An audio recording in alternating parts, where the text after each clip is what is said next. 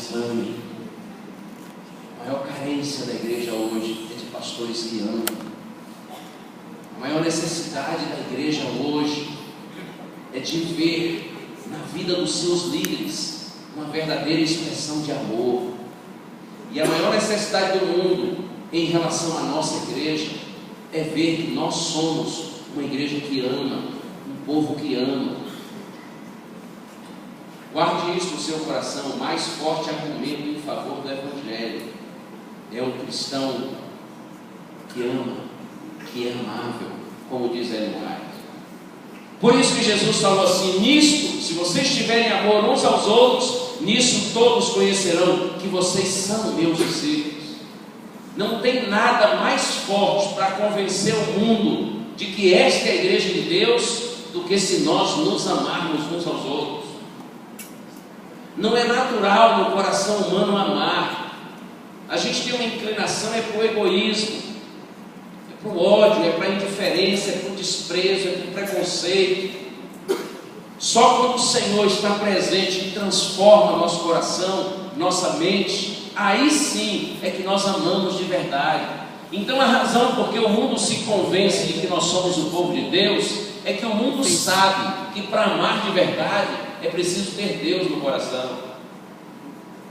Você pode ter 1000 argumentos interessantes, mas se por sua vida não revela amor, o mundo não vai se convencer de que você de fato é de Deus, ou de que você faz parte de uma igreja de Deus. O texto de João capítulo 3, verso 16 é muito conhecido, não é? Alguns dizem que é o verso áureo da Bíblia. Fala do amor de Deus para conosco. Quem sabe, fale comigo. Porque Deus amou ao mundo de tal maneira que deu seu Filho unigênito, para que todo aquele que nele crê não pereça, mas tenha a vida eterna. Olha, Deus amou ao mundo, Deus nos amou de tal forma que Ele deu seu Filho, Ele entregou seu Filho, para que toda pessoa que crê nesse Filho bendito, que nos foi dado pelo amor de Deus, então não morra, mas tenha vida eterna. O amor na sua dimensão vertical. Agora olha que interessante, na primeira carta de João, capítulo 3, verso 16, coincidentemente, também capítulo 3, verso 16, mas agora na primeira carta, João diz assim: nisto conhecemos o amor, que Cristo deu a sua vida por nós, e devemos dar nossa vida pelos irmãos. Olha que interessante. Primeira carta de João 3,16, João diz assim: olha, nisso nós conhecemos o amor. Deus deu sua vida por nós, entregou seu Filho por nós. E agora nós, diz João, devemos dar a nossa vida pelos nossos irmãos. Quando você experimenta o amor no sentido vertical de Deus para com você, aí você tem amor para distribuir no sentido horizontal. Você tem amor para compartilhar com seus semelhantes. Quando a gente não tem amor para compartilhar com nossos semelhantes, é porque em realidade nós ainda não experimentamos verdadeiramente o amor de Deus em nosso coração. O amor não é apenas a essência da religião. O amor é a própria essência de Deus. A Bíblia não diz que Deus tem amor. A Bíblia diz que Deus é amor. Olha aqui, você nunca está tão perto de Deus do que quando você revela amor aos seus semelhantes. Revelar amor, viver amando, isso significa estar perto de Deus, porque Deus é amor. Quando não há amor, e sim o contrário disso, que mesmo na primeira carta de João, então o que acontece é a ausência da presença de Deus. A primeira carta de João, capítulo 2, versos de 9 a 11, João diz assim: aquele que diz estar na luz e odeia seu irmão, até agora está nas trevas. Aquele que ama seu irmão permanece na luz e nele não há tropeço. Aquele, porém, que odeia seu irmão está nas trevas e anda nas trevas e não sabe para onde vai, porque as trevas lhe cegam os olhos. Observe isso. Se você está na luz, mas odeia o seu irmão, Na verdade, você pensa que está na luz, mas você está nas trevas. Mas o que ama, sim, diz João, esse permanece na luz, e para ele não há tropeço. E aí ele volta, insiste e diz: aquele que odeia seu irmão está nas trevas, anda nas trevas, por isso ele não sabe para onde vai, porque as trevas lhe cegam os olhos. O ódio, a indiferença, o ressentimento, o egoísmo, tudo isso cega os nossos olhos. Por outro lado, o amor de João, ele nos coloca na luz, ele abre os nossos caminhos. Quem ama sabe onde está, sabe de onde veio e sabe para onde vai, porque o amor abre os nossos olhos, o amor abre o nosso coração, o amor abre o nosso entendimento. Sabe uma das coisas mais lindas que eu tenho aprendido nos últimos anos? Eu tenho aprendido que quanto mais perto nós estamos de Cristo, quanto mais a gente olha para Cristo pela fé, então mais a gente olha para a gente mesmo e para os outros com a visão de Cristo. Em outras palavras, se você olhar para Jesus, você vai ver as pessoas com os olhos de Jesus, você vai se ver com os olhos de Cristo. E quando a gente se vê com os olhos de Cristo, nós vemos nossa pecaminosidade, nossa indignidade, nossa miserabilidade. Nós não nos enganamos com nós mesmos quando nós nos vemos com os olhos de Cristo. Mas tem algo maravilhoso quando nós nos vemos com os olhos de Cristo. Apesar de vermos nossa indignidade, nós também percebemos o quanto nós somos amados, o quanto, a despeito de indignos, nós somos queridos pelo Senhor. Quando você se vê com os olhos de Cristo, você se nota como a pessoa mais desprezível, mas ao mesmo tempo a pessoa mais querida. Louvado seja o Senhor. Quando você vê os outros com os olhos de Cristo, você não se ilude com eles também. Você sabe que estamos todos destituídos da glória de Deus, que ninguém é digno, que todos somos pecadores e falhos. Quando você olha as pessoas com os olhos de Deus, você não se ilude com elas. Mas tem algo que você não deixará de ver nas pessoas se você as observar com os olhos de Deus. Você não deixará de perceber que cada ser humano é um filhinho, é uma filhinha preciosa, precioso aos olhos do Senhor. Mesmo aquele mais pobrezinho, aquele mais fraco, o menorzinho de todos, ainda assim é amado e é querido por Deus, porque Deus não vê como vê o homem. O homem vê a aparência, o homem valoriza o exterior, o homem pensa no status, na beleza física, na condição financeira, no nível cultural, social, econômico, no status. Deus não vê como vê o homem, Deus vê o coração. E como Deus vê o coração, Deus não faz distinção, essas distinções exteriores que nós fazemos em relação às pessoas. Para Deus ninguém é maior ou menor por conta dessas diferenças que a gente faz. Deus vê o coração de cada um. E Deus, olhando o coração de cada um, Deus sabe que todos temos defeitos e também todos temos virtudes. Quando Deus olha para o coração de cada um, Deus percebe que todos têm sonhos, todos têm anseios, e todos têm frustrações, todos têm tristezas, todos têm decepções. Como é maravilhoso a gente olhar as pessoas com os olhos de Deus. Em vez de você olhar as pessoas como se fossem seus rivais, seus concorrentes, você olha as pessoas como seus companheiros. Você olha com compaixão. E aquele mais errado, mais atrapalhado, que é considerado mais indigno pela sociedade, esse então se torna o mais amado, porque você o vê como o mais necessitado, o que mais precisa ser erguido.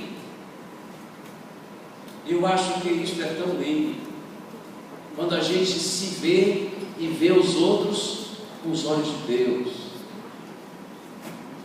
Mas isso só é possível quando você está ligado a Deus.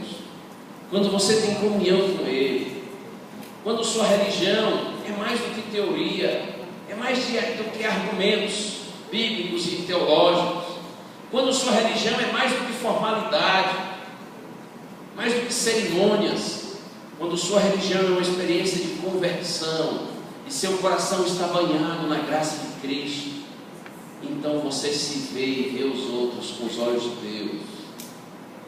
Isso nos torna pessoas especiais, as quais Deus usa para abençoar os nossos semelhantes. Louvado seja o nome do Senhor.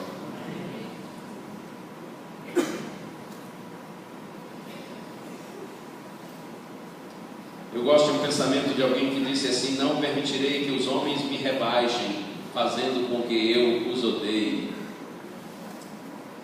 Se as pessoas soubessem que esses sentimentos negativos, como o ódio, só nos rebaixam. Alguém disse que ressentimento, mágoa, guarda mágoa, e todos estamos sujeitos a isso, e disso devemos fugir, é claro. Alguém disse que ressentimento é um veneno que alguém toma, esperando que o outro morra, porque o ressentimento faz mal é para nós mesmos, não é? Em Efésios 6, verso 12, Paulo diz que nossa luta não é contra o sangue e contra a carne, e sim contra principados, potestades, forças espirituais do mal nas regiões celestes. A ênfase de Paulo nesse verso tem a ver com conscientizar o cristão de que ele está lutando contra um poder espiritual, e que as armas para combatermos nesse combate espiritual são armas espirituais. Mas eu quero tirar o texto do contexto e me prender só a primeira frase, quando Paulo diz assim: nossa luta não é contra o sangue e a carne.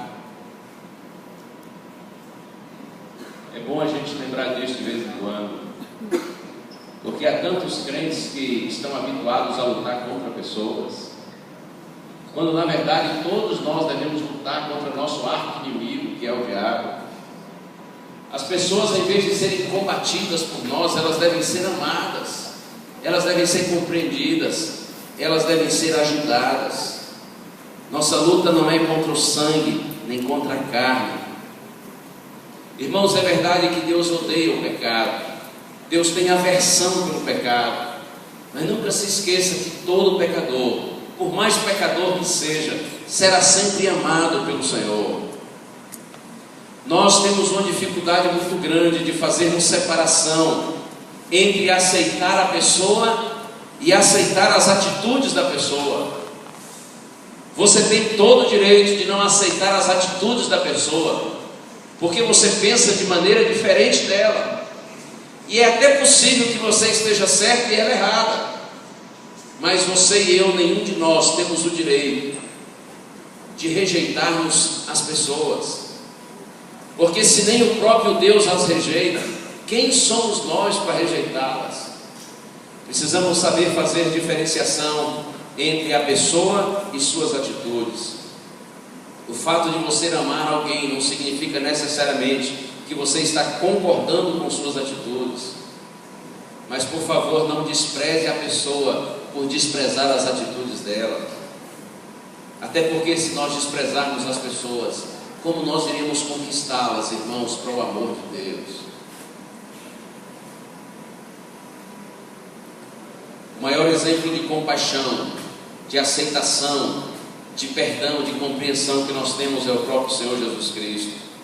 Mesmo quando Jesus repreendia alguém, Ele o fazia com extremo amor.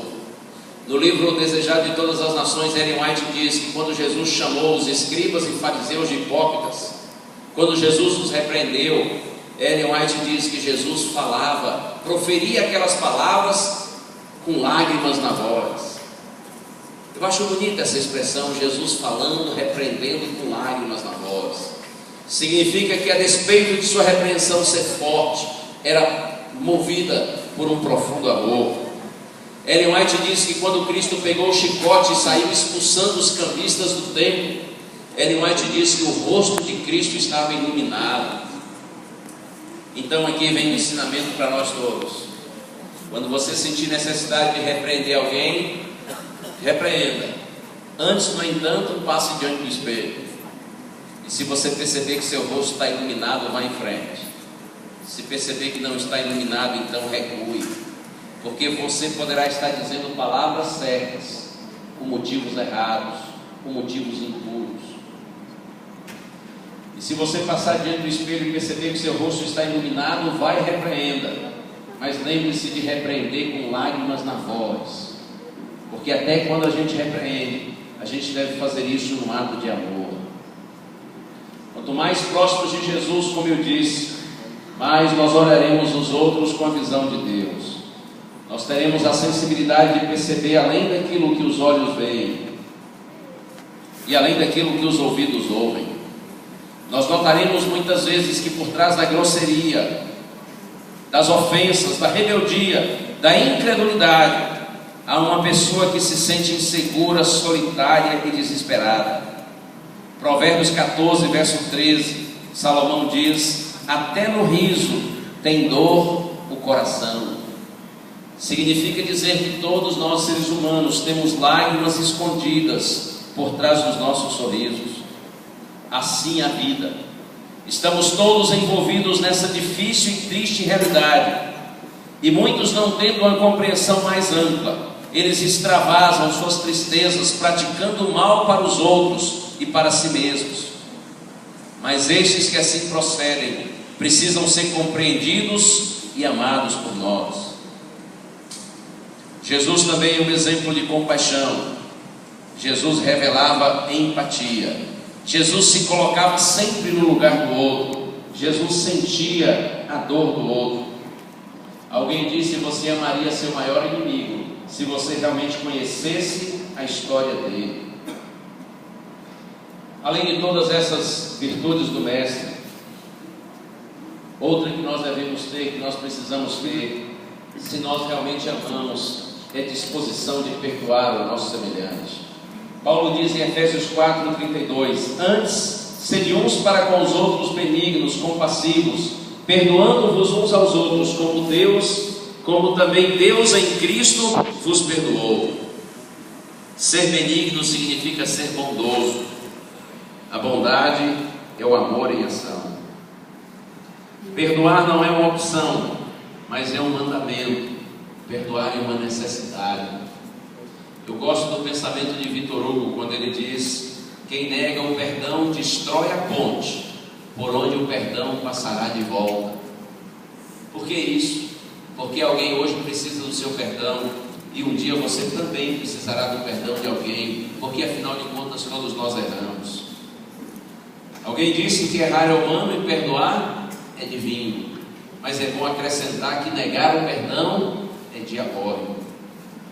Alguém poderá dizer: pastor, eu sou crente, mas também eu não sou besta.